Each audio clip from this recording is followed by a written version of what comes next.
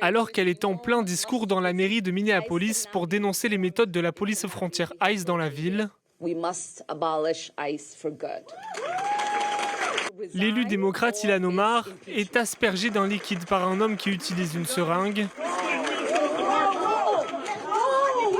Il est immédiatement plaqué au sol.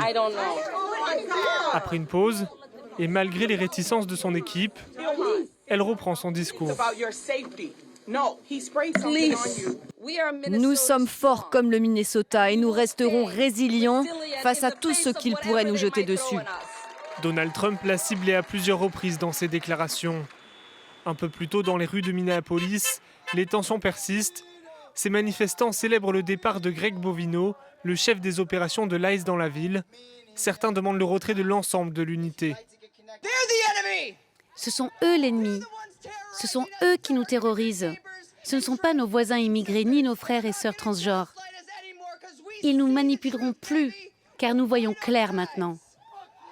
Nous allons nous organiser en conséquence et nous allons reconquérir notre pays. Donald Trump a envoyé un nouveau chef pour l'ICE à Minneapolis, Tom Homan. Il a échangé avec les élus locaux, un point de départ productif selon l'homme. Le président se veut optimiste. Nous avons Tom Homan là-bas, il est excellent.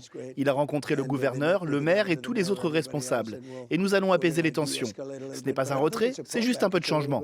Concernant la mort d'Alex Pretty, tué par des agents fédéraux samedi dernier, le président américain a dit vouloir une enquête qu'il surveillera de près, alors qu'il parlait de lui comme d'un assassin auparavant. Son conseiller Stephen Miller a évoqué un possible manquement au protocole des agents fédéraux.